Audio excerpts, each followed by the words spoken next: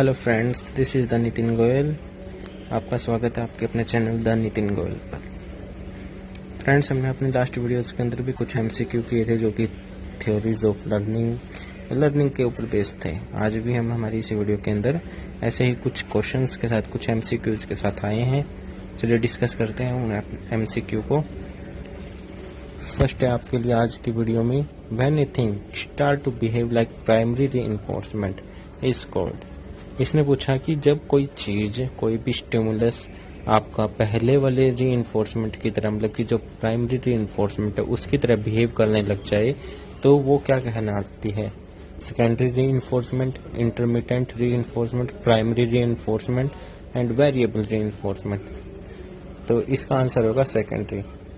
जैसे हमने देखा था क्लासिकल कंडीशनिंग के अंदर, एग्जाम्पल लेते हैं कि एक रोटी थी, रोटी रीइंफोर्स करती थी क्या करने के लिए? सलाइवा प्रोड्यूस करने के लिए।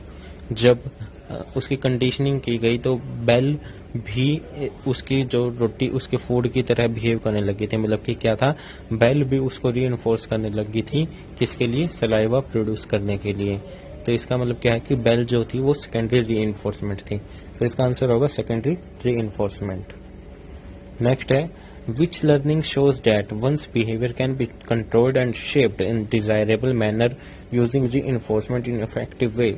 कि इनमें से कौन सी थ्योरी हमें ये बताती है कि किसी भी रीइंफोर्समेंट को हम अच्छे से यूज करके किसी के बिहेवियर को कंट्रोल और शेप कर सकते हैं। कंट्रोल मतलब कि किसी चीज को नियंत्रण में लाना, शेप मतलब कि उसको किसी अन्य प्रकार से किसी और रूप में ढालना।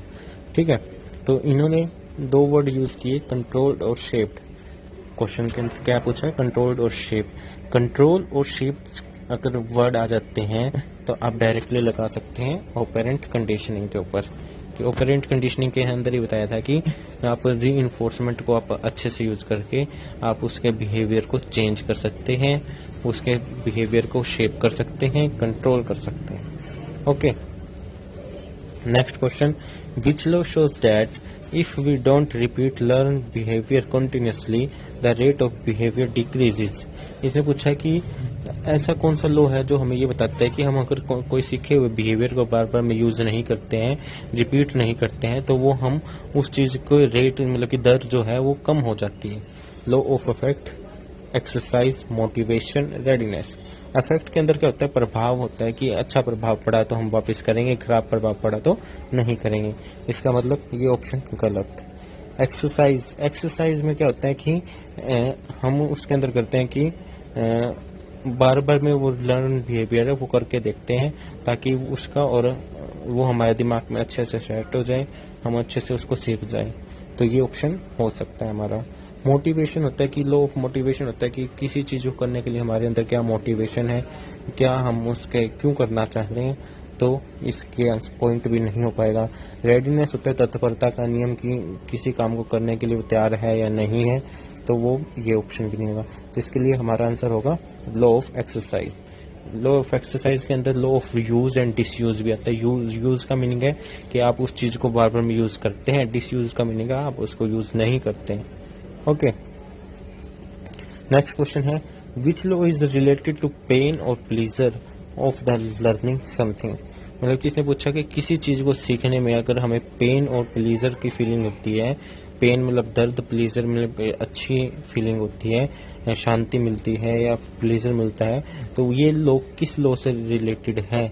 तो देखते हैं। रेडीनेस का मीनिंग तत्परता का नियम, ये नहीं होगा। मोटिवेशन भी नहीं होगा। एक्सरसाइज मतलब बार बार में करके देखना। अफेक्ट होता है, ये ठीक है हमारा option law of affect. Law of affect में हमें क्या बताया जाता है कि अगर किसी चीज का, किसी लर्निंग का हमारे ऊपर अच्छा अफेक्ट पड़ता है तो हम उसको रिपीट करेंगे। मतलब कि प्लेजर मिलता है उससे तो हम रिपीट करेंगे, और अगर उसके बदले में पेन मिलता है, हमारे लिए कुछ अनडिजायरेबल लगता है, तो हम उसको रिपीट नहीं करेंगे। Law of effect. Okay, next है, social learning mainly include. Social learning के अंदर क्या है? सोशल लर्निंग थ्योरी दी किसने दी थी? बैंड्यूरा ने। और बैंड्यूरा ने खुद की थ्योरी के अंदर मेनली किसके ऊपर जोर दिया था? Observation and imitation. मतलब कि सोशल लर्निंग हमें यही बताती है कि ऑब्जर्व करते हैं हम सोसाइटी के अंदर, हमारे इन्वायरमेंट के अंदर, हम चारों तरफ के इन्वायरमेंट को ऑब्जर्व करते हैं, निरीक्षण करते हैं, उसको देखते हैं और उससे सीख के उसकी इमिटेशन मतलब की नकल करते हैं। Okay, next question, social learning firstly represented by, मतलब कि सबसे पहले सोशल लर्निंग को किसने लिया था? फंक्शनलिस्ट ने, बिहेवियरिस्ट ने, गेस्टाल्टिज्म ने और कोग्निटिविस्ट ने। तो सबसे पहले लिया था व्यवहारवादी जो थे, बिहेवियरिस्ट थे, उन्होंने सोशल लर्निंग जैसी एक टर्म को यूज किया था। नेक्स्ट क्वेश्चन है, beyond freedom and dignity is written by, book का नाम दे रखा है बियॉन्ड फ्रीडम एंड डिग्निटी। अगर ये बुक का नाम है तो इसके लिए आप साफ लगा सकते हैं BF स्किनर, ये बुक BF स्किनर ने लिखी थी। ये क्वेश्चन है, if CS is represented repeatedly without UCS, CS का मीनिंग है क्या होता है CS का मीनिंग? कंट्रोल्ड स्टिमुलस, और UCS का मीनिंग है अनकंट्रोल्ड स्टिमुलस। मतलब कि वो जो चीज थी, कौन सी थ्योरी थी ये? क्लासिकल कंडीशनिंग थी। CS का मीनिंग है कंडीशनड स्टिमुलस और UCS का मीनिंग है अनकंडीशनड स्टिमुलस। ठीक है, CS में हम मतलब कि उस थ्योरी के हिसाब से देखें तो CS क्या था? कंट्रोल कंडीशनड स्टिमुलस था, जो हमारी बेल थी, हम उसको कंट्रोल करते हैं, मतलब कि सिखाते हैं उसको लेकर। UCS क्या था? फूड थी, फूड था जो। ठीक है, तो इसने पूछा है कि CS को अगर बार बार में प्रेजेंट किया जाए UCS के बिना, मतलब कि घंटी को, उस बेल को बार बार में रिप्रेजेंट किया जाए कुत्ते के सामने विदाउट फूड, तो CR विल बी, CR का मीनिंग होगा कंडीशनड रिस्पॉन्स। तो क्या होगा? फिक्स हो जाएगा, मतलब कि हम अच्छे से सीख जाएंगे? नहीं। फास्टर हो जाएगा, तेज भी नहीं होगा।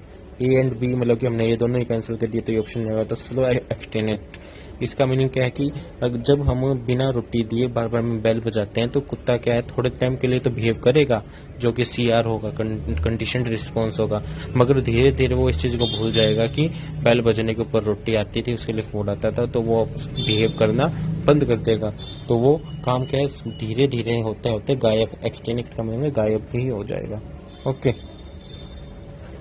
नेक्स्ट क्वेश्चन है, which is not a Thorndike secondary law of learning, कि थ्रोनडाइक का कौन सा law of learning secondary law of learning है? सेकेंडरी मतलब गौण वाला कौन सा नहीं है, सेकेंडरी नहीं है। ठीक है, तो लॉ ऑफ एसिमिलेशन सेकेंडरी में था। Law of readiness, law of readiness नहीं है। ऑप्शन नंबर हमारा जो सेकंड है, लॉ ऑफ रेडीनेस नहीं है, जो कि सेकेंडरी लॉ नहीं है, क्योंकि प्राइमरी लॉ जो दिए थे उसके अंदर 3 लॉ दिए थे, लॉ ऑफ अफेक्ट प्रभाव का नियम, लॉ ऑफ रेडीनेस तत्परता का नियम, और लॉ ऑफ क्या दिया था? थर्ड लॉ आप अब इस वीडियो के नीचे कमेंट करके बताएंगे कि लॉ ऑफ कौन सा दिया था। नेक्स्ट क्वेश्चन है, if a child behave in new condition like his past behaviour in the similar condition it is related to, कि अगर कोई बच्चा किसी नई कंडीशन के अंदर वैसे ही बिहेव करता है जैसा कि उसने अपने भूतकाल में किसी कंडीशन में किया था, तो ये क्या होता है?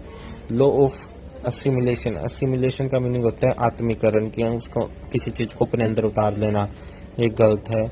लॉ ऑफ रेडीनेस तत्परता का नियम भी नहीं हो सकता। लॉ ऑफ एनालॉगी, एनालॉगी होता है किसी चीज के सेम टू सेम होना, एनालॉग होना मतलब कि सेम चीज होना, तो ये सिमिलर कंडीशन दे रखा है यहाँ, तो सिमिलर कंडीशन, इसलिए हमारा आंसर होगा लॉ ऑफ एनालॉगी। ठीक, ओके।